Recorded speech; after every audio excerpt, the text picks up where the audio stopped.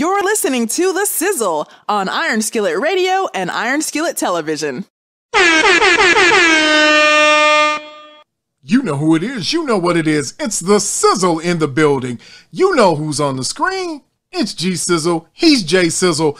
We're about to talk about the reaction from the Bucks and the Suns. Control of a game. Some team took control of a series. Some team took control of the game.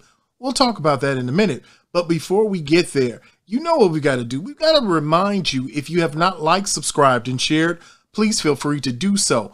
All you have to do is hit the button, make sure that you've subscribed, make sure that you're hitting the notification button also to get a notice so that when new content comes out, you'll be the first to get it. And remember, we look for your feedback. So if you have something to leave down in the comment section, please leave a thumbs up. Tell us we're doing a great job. Tell us we stink. Tell us anything. We'd like to hear from you. Make sure that you are leaving that down there so that we get your feedback and we know what's going on. So, Jay, without any further ado, you ready to jump right into the show? Let's go get it, man. Okay, well, you know what we do all the time. Let's get it with the Sizzle's Hot 5 in 5. All right, Hot 5 in 5. We got to talk about a lot of stuff going on and some serious issues going on right now. Linebacker Barkevious Mingo was arrested on charges of indecency with a minor. Now, if anybody remembers, he was a Bears linebacker from last season. It's a lot of confusion going on right now, but it doesn't look good for Barkevious, who was just released from the Atlanta Falcons due to the charges. And so we will keep an eye on that situation and bring the information to you once we know more. All right, Jay, the 2021 All-Star Game is ready and it's rocking. And with the White Sox really surging right now with an 8-game lead, they have a replacement player who's going to the All-Star Game, and that's Tim Anderson. That's right, our own great infielder. Tim Anderson will be on the All-Star team, and he'll be doing his thing representing the White Sox in the 2021 Baseball Classic. All right, Jay. UFC 264. Okay, let's talk about it. McGregor. No, I don't want to. Poirier. Nope. Nope. Somebody talked about somebody leaving on a stretcher.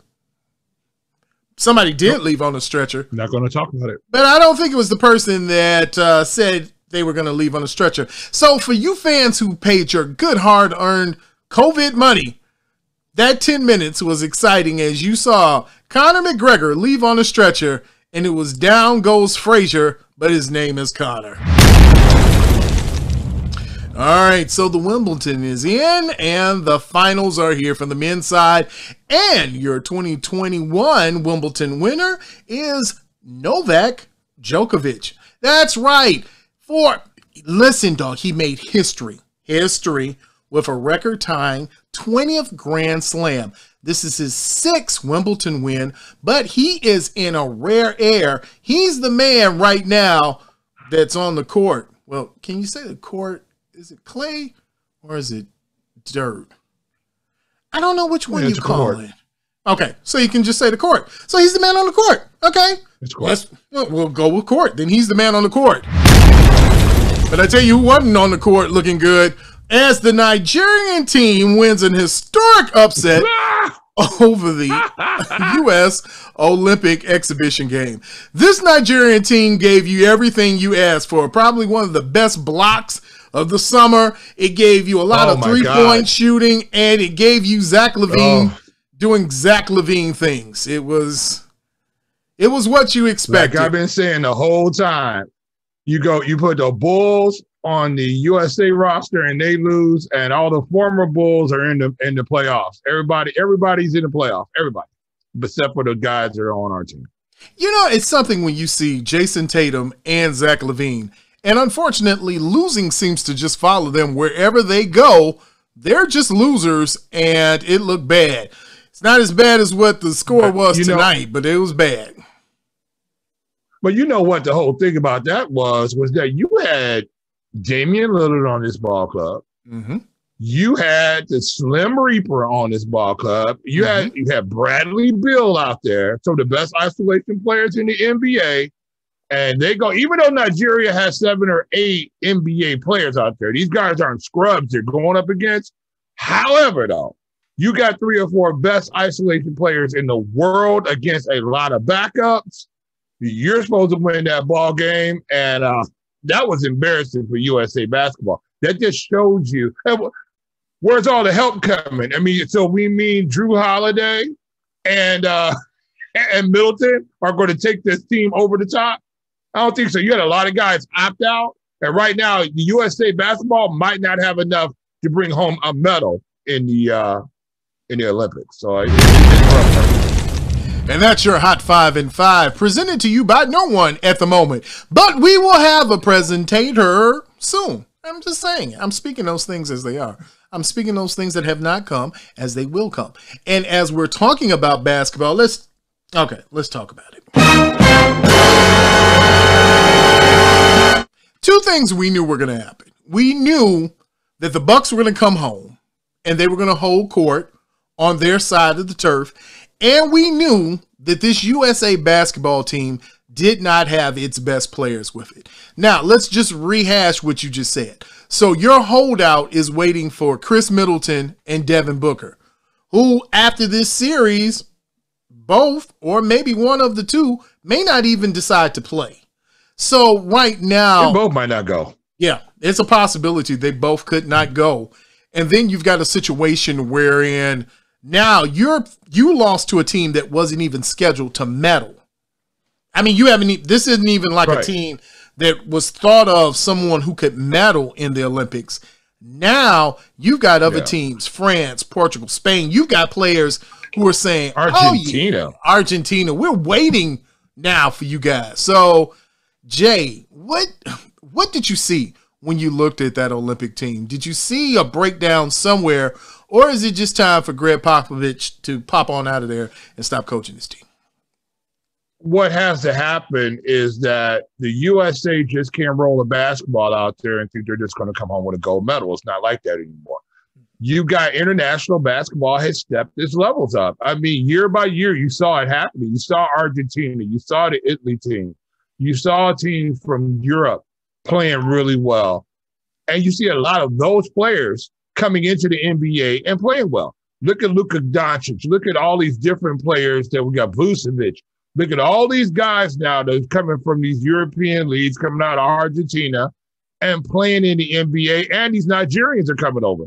All of a sudden now, you got teams that say there's a USA and they're vulnerable, and you got a lot of guys who opted out of here. We just can't roll the ball out there on the court and think we're going to win now. This is not the dream team. There's no Charles Barkley coming. There's no Michael Jordan coming out here. This is going to be a fight for the USA. If they're going to bring back this gold, they're going to have to come together real quick as a team, because I'm telling you, they got the target on their back. And I just think you saw a team that was disjointed and didn't take Nigeria seriously, and Nigeria was ready to go. Yeah, I mean, obviously, they put in the work. They had the effort. Right now, you're looking at a USA team that has had, now to their defense, we will say they've only practiced a couple of practices, where the Nigerian team has been together for a couple of weeks now, I believe, and had some scrimmages. But you still shouldn't have had. You shouldn't have had this. You shouldn't have had this. Well, Nigeria shot 42 3-pointers. Mm-hmm. They were just tell you threes. What does that tell you about that defense that they've got there? I'm telling you. Yeah. Now, I saw Zach LaVine make a couple of nice plays, but then I saw some nice plays being made on Zach LaVine. So Bradley Beal, Damian Lillard, Zach LaVine, a lot of guys, Jason Tatum, a lot of guys that are not known for playing what? Defense.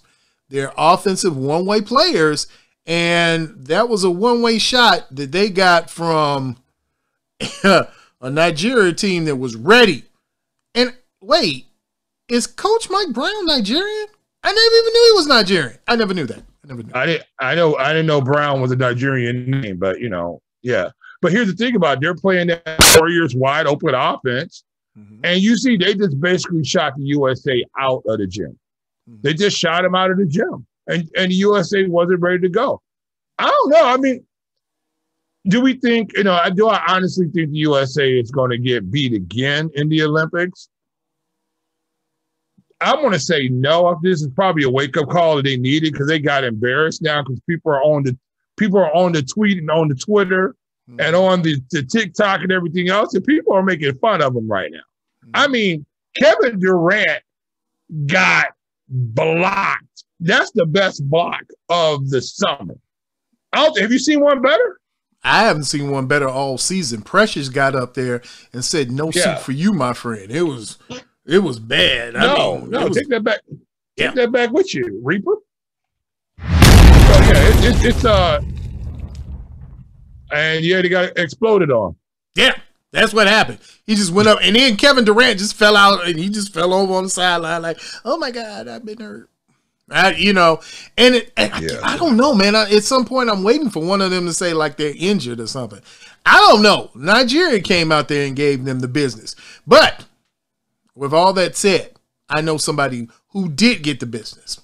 You like that? You like that? Well, if you're a Milwaukee fan, then you had to like the fact that the Milwaukee Bucks took control of the series. That's right, I said it. They took control of the series. The Milwaukee Bucks won 120-100 for their first game of the NBA Finals and their first win against the Phoenix Suns. And Giannis Antetokounmpo had 41 points, 13 rebounds, and 6 assists. Now, mind you, this is his back-to-back 40-point effort and 10-point assists. So he had 42 and 12 in game 2. Now, I know ESPN put up a wrong graphic that said it was Shaquille O'Neal, Giannis, and LeBron James. It was not LeBron James because in game 5, when he was playing in Cleveland, he didn't have a double-double. So now we know, for history's sake, Shaquille O'Neal and Giannis Antetokounmpo are the only 40-plus, 10-plus players that did it back-to-back with the most probably arbitrary stat in the NBA history line, but it's there and it's going to be talked about. And so, Jay, what were your reactions to the Milwaukee Bucks taking control of Game 3 and putting the slap down on the Phoenix Suns? I don't necessarily think they put the slap down on the Suns. I just look at it as Devin Booker had it off night. You look at you still with 4 minutes left to play in the half. The Suns were only up 6 or 8 points. I mean, not the Suns. I mean, the Bucks were only up 6 to 8 points. And Devin Booker played like trash. I think he was 1 for 8 from the field or 1 for 9 from the field. They didn't get to the free throw line. You had Giannis, again, playing like the MVP he already is. And you had a desperate, scrambling Milwaukee Bucks team. Now, here's the question. Can the Milwaukee Bucks continue to play with this intensity for the next 3 games to win them? Because I'm going to say no. This was desperation at home. You saw Tucker. You saw Drew Holiday diving all over the place. You saw him really battling, getting up into Chris Paul. I think once this game got out of hand, I think you saw the Suns actually reel it in a little bit. Like, okay, we're not going to have opportunity to win this ball game. Devin Booker isn't in this game. I don't think Devin Booker is going to come back again and have another night like this. I look for him to explode. I look for him to figure it out in game 4. Now, Giannis, one of the best, toughest guys we've seen in the NBA. I don't know how he's playing on his knee like this. Just keeps taking it, keeps battling, the heart and soul of the Bucks. But can they just play for 3 or 4 more games on pure emotion? Because that's what that was yesterday. They got some timely shooting from outside, and you had the Bucks not play that well. That was a recipe for disaster. I'm glad the Bucks went on that big run right toward the end of the half and going into the third quarter. Because I think if this game was within 6 or 7, and the Suns didn't have to close down that big lead, I think you might have saw the Suns come back and win this ball game. It's a possibility. The Bucks built a 10-point lead, and they had a strong 10-point lead going into the half. You thought the Suns were going to come back out and really put in some work, but the closest the Suns could get then without having DeAndre Ayton, who was in foul trouble, caused a lot of problems, threw them off their game. A big shouts out to the Suns for continuing to battle. Cam Johnson is looking like the truth. So the young man is looking like he is a professional NBA player and might be a champion after this is all said and done. But, Jay, we've said the same thing about Milwaukee before. We've had the same discussion in the Brooklyn series. We had the same discussion that they look like trash on the road. Then they came back out and looked like world beaters at home. So is this one of those situations where the Bucks are going to even this series up in games 3 and 4, and then the Suns have to come back and take home court again and then try and stave off a game 7 by winning in game 6? No, I think we won't see this type of effort out of the Bucks again, especially Giannis, the way he shot from the free throw line. I mean, they said it in the game. He looked like Steph Curry up there. Mm-hmm. I mean, he sped up. He looked clean. He was shooting it smooth. I mean, all the nicest looking free throws I've seen him shoot in a long time. So are we going to get this same type of output? I think you're going to get the same type of effort from Giannis. But look, Drew Holiday hit 4 3-pointers in the third quarter. Do we really think that Drew Holiday is going to have that type of game again where he's just letting it fly? No, everything just clicked for him right. And you had Devin Booker who decided not to show up. And you had Ayton, who was in foul trouble. Now, they did defend that pick and roll pretty well, but Chris Paul, the point guard, is going to figure that out, and they're going to put him in danger again. I just don't know if Beltholzer, how do you pronounce his name? I always mess his name, Coach. From the Budenholzer and Beltholzer. I can never get his name right. Can he make another adjustment? Because he's going to have to make another adjustment because now you're going to see a different type of offensive set coming from the Suns. And I don't think you're going to see this again. I don't think you're going to see Giannis shooting free throws like you saw him. I think you're going to see the Suns attack the basketball and get to the free throw line. We're going to see can the Bucks put forth this type of effort. I got the Suns winning game 3. And then I see maybe the Bucks will possibly take it 1 before they lose the series. I just don't think – I think they have to put forth too much effort, and you saw the Suns not play well, and the game was still close. The game was not indicative of how close the game was until literally the Suns just sort of threw in the towel, and you just had the Bucks going haywire out there and playing like they were on 2K and just hitting 3-pointers from everywhere. So – I think it was a one-off. I don't know. You wonder about Coach Budenholzer because he keeps making weird adjustments that would seem obvious to someone.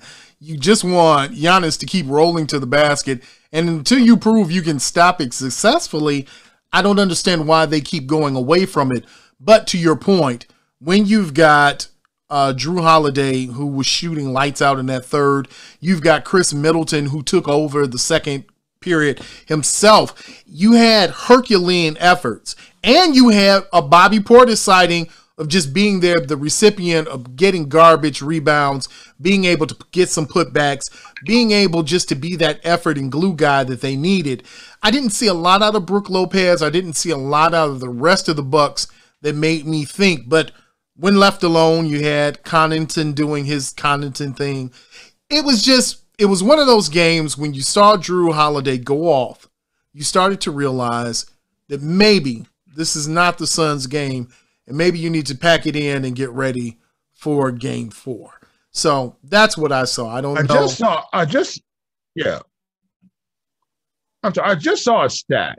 Mm-hmm. And I don't know if this is true or not. If this is true, then this has got to be some form of record of some type. They're saying that Giannis scored, 41 today? 41 and 13. Was it 41? Mm-hmm. He did not make a basket outside of 5 feet. Right. In fact, he didn't make a basket outside of 3 feet. So this meant Giannis did exactly what you just said.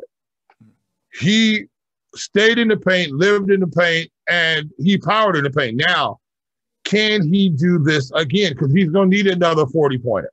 He's going to need this again. He's going to, for the Bucks to win, he's going to have to score 40 points every ball game. Well, I think one of the big problems is that the Suns don't have any backup bigs anymore. With Darko out, with Saric out, and when you get Aiden in foul trouble, there's nothing to turn you around at the rim.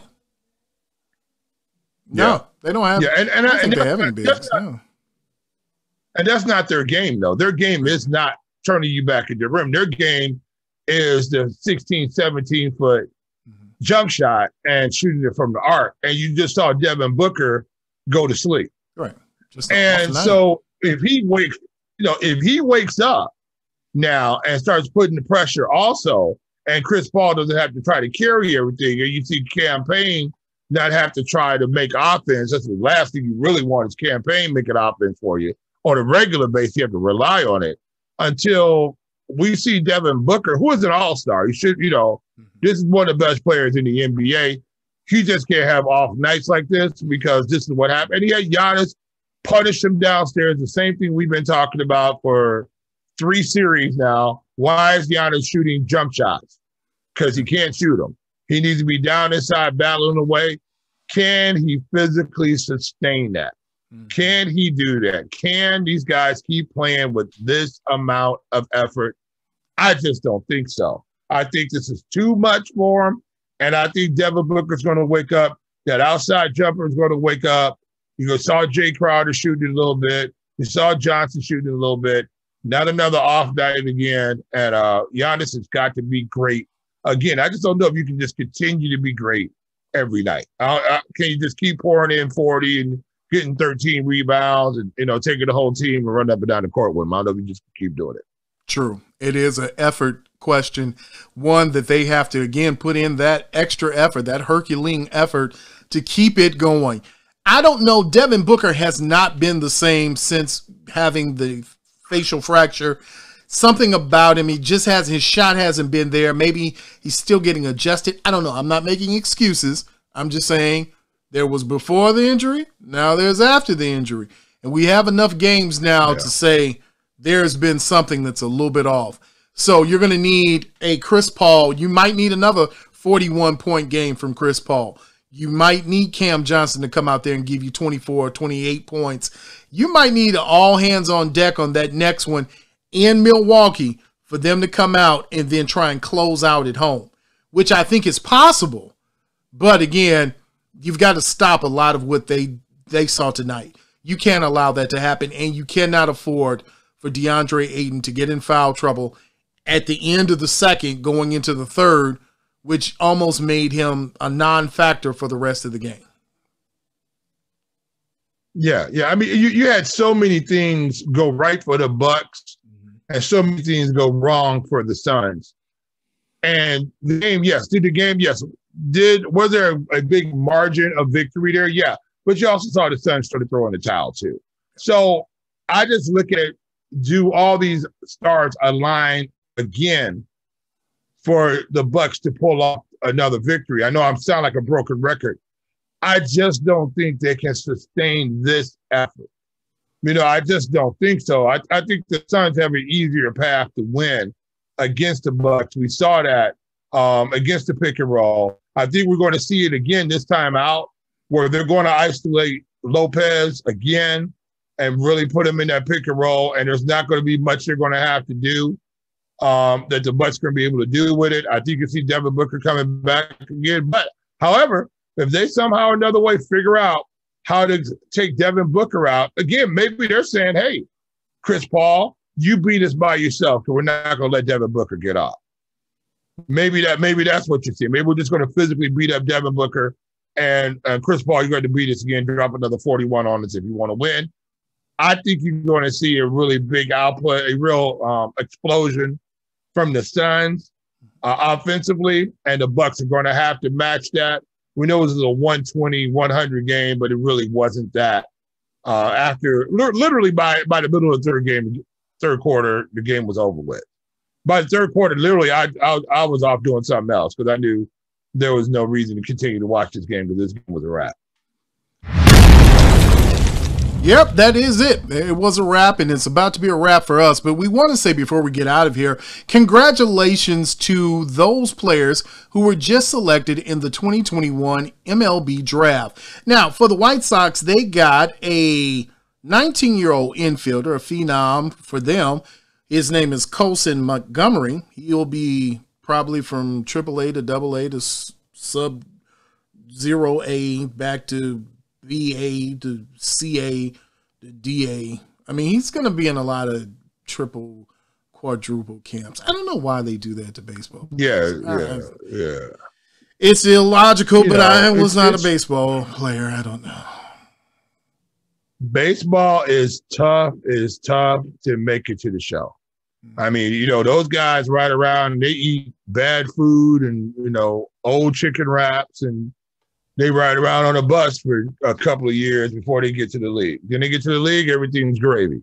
And it all depends what team you play for. Some of these guys, they treat those minor leagues like the Yankees. They treat them really well. But there are other teams out here, it's like, ooh, not good.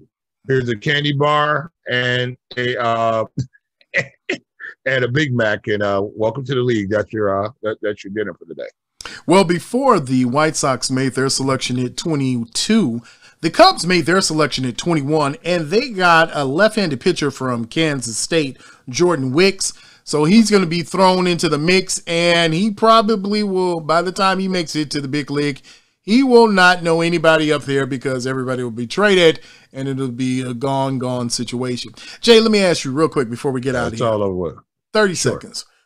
When it comes to the Cubs, yes, man, what did they do to Rizzo, Bryant, and Baez? Why? I don't get it. These are supposed to be pillars of your baseball community for the rest of their lifetime here.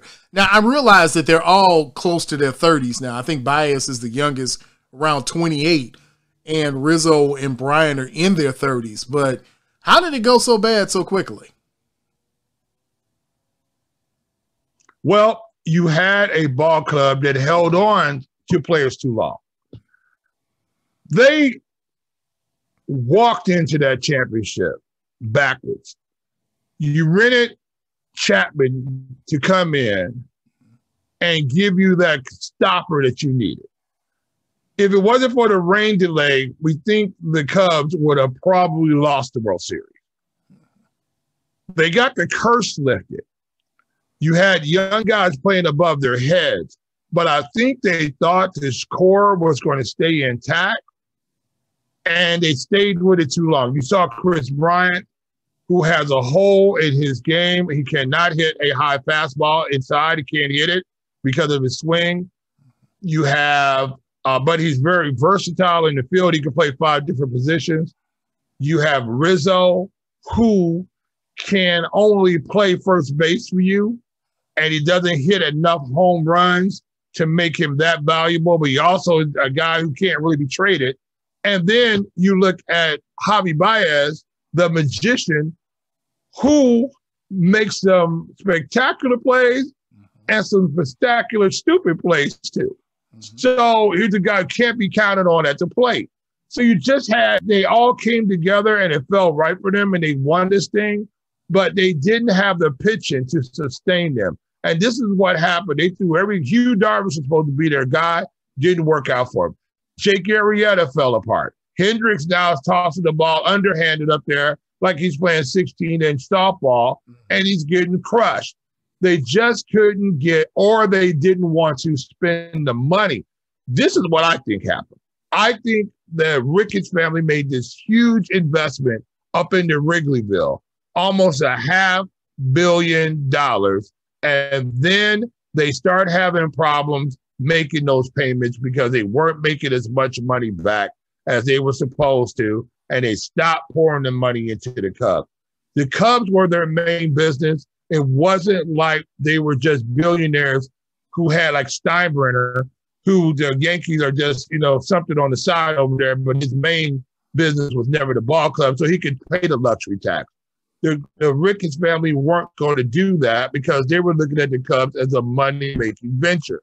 Now the problem is that people expect the Cubs to win, and now you're going to start seeing people not showing up to the Cubs games because now they're disappointed. So getting back to the original question, they weren't aggressive enough with their pitching, number one. And number two, they should have moved Rizzo or they should have moved Bryant early to get some assets in here.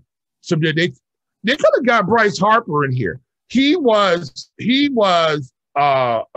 Chris Bryant's buddy. They played together.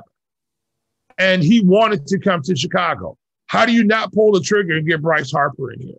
And so that was the problem with the Cubs. They just didn't put in the money to be a Yankees type of championship team year in and year out. They're going to be in because they didn't want to pay the money because they still had to pay for all them condos that they built down there in Wrigley Field. And now we're going to see if that's going to be, it was supposed to be a money grab for them, but now we don't know now. Maybe that debt's going to be too much, and now maybe we might even see the Cubs sold at some point in time.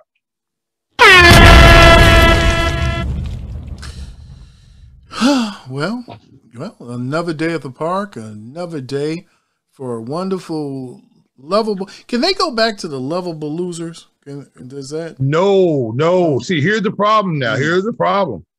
The Cubs were you didn't go watch the Cubs play. You went to Wrigley Field because there was a party there, and there just happened to be a game going on. Right? It was literally like going to go watch your 8-year-old play in a little league game. Mm-hmm. For the most part, unless you're one of their parents, you're not really caring who wins that game. You're just sitting out there, and you got 2 hours to yourself that your 8-year-old is not asking you stuff. They're out there running around the field, and you could actually sit down and relax for a few minutes, and and maybe open up your thermos and drink a little latte or whatever else you got going on in there. The Cubs were never a team you say, oh, the Cubs are going to win. All of a sudden, here comes help from the Red Sox. And management comes in and they make it work. And somehow they figure it out and they get the curse. The GOAT stops walking in. And all of a sudden now people start looking at the Cubs as a franchise that's going to win multiple championships. And they kept getting excuses after excuse after excuse. Now, this is a team that's underachieved. And what happens when you underachieve? People go, man, I don't know if I want to go pay this money now. I don't want to know if I want to go pay $50 a part to go see the Cubs. I don't know if I want to go pay these huge, it's going to cost me $500 to take me and my 2 kids to a Cubs game with food and everything. I don't know if I want to spend $500 to go up there and watch them lose now. Mm-hmm. Before, it was just a really cool place for the little young buppies to go hang out, the little Wall Streeters down there. All the little financial guys that hang out. That's who were at the Cubs game. Wearing their little suits and stuff, and the people up in the bleachers who couldn't afford to sit in the good seats. So now I don't think they can go back to the lovable losers. I don't believe so. And have you seen Wrigley Field? Have you seen the friendly confine? Have you been there? I haven't been there since all the renovations. But yeah. It's okay now, but it's still not. It's not what is White Sox Park now? What is it? It's guaranteed rate field no more, is it? No, it's guaranteed rate field. That's right. It's Kaminsky. And it's a guaranteed good time. At least you don't have rocks falling on top of your head. Absolutely. Yeah. Well, Cub fans, it's going to be one. It's going to be great. But listen, you know who it is. You know what it is. It's the Sizzle here on Iron Skillet Radio and Television. That's right. We're here for you. Always remember, hit the like button, hit the subscribe button. Make sure that you're subscribing. We're going to make a push, and we're going to make a big push, and we're going to tell you about it. We're going to need your help to get us to where we've got to go. We have a goal, and we've got to get there. And the only way we can get there is with you. So make sure that you're subscribing, liking, and sharing, telling people about the Sizzle. It's amazing. It's great. Yeah. Tell them to leave commentary. Tell them to leave it at the bottom. Tell them that how good Jay looks in a lavender shirt right now. You let them know. You tell America so they all know. Fabulous. Fabuloso. Like this. Yeah. Well, Like the This cleaner. is the color Fabuloso, though. The cleaner, is. it is color It Fabuloso. does look clean. You know, that cleans everything, and you could also use it as a gargle mouthwash. Just joking, don't do that. You know who it is. You Don't know do what that. it is. It's the Sizzle, and we will see you, my friend, on the other side. Make sure that you follow us on Twitter, Facebook, and Instagram at Iron Skillet Sports. And remember to like, share, and subscribe to Iron Skillet Sports on YouTube at Iron Skillet Sports.